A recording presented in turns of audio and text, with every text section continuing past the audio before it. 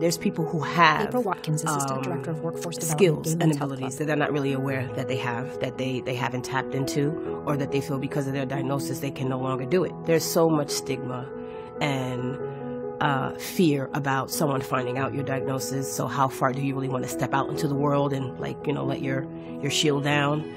Many people living with HIV or AIDS are eager to get back to work, but face very real concerns about stigma and discrimination.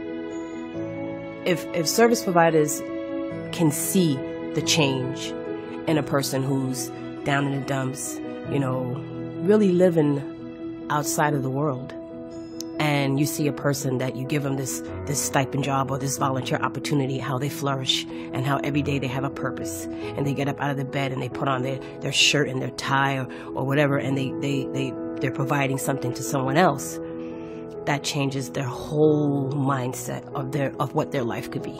My hope in 5 or 10 years is Heather that Salick, Manager of Employment Services, Cascade AIDS Project. No stigma. Stigma's been eliminated, and that people living with HIV and AIDS have the opportunities that they deserve to pursue whatever type of career, employment, life that they wish to have.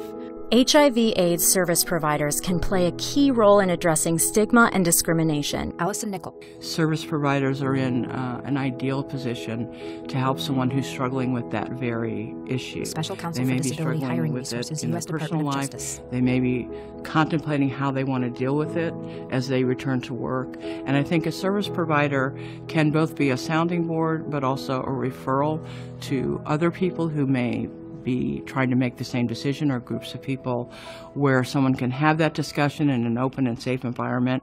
HIV/AIDS service providers have strong partners in the effort to get their clients back to work and protect them in the workplace. The Department of Justice role with respect to the National AIDS Strategy is to help reduce the stigma and discrimination faced by people with this virus in order to create a safe environment, in order for them to feel safe, not only if they already have the virus, but to get tested to find out whether or not they do. In order for the strategy to work, in order for people to get tested and stay in treatment, they have to feel safe about doing that. And they can't feel safe about doing that if they think every time they disclose, something bad is going to happen to them.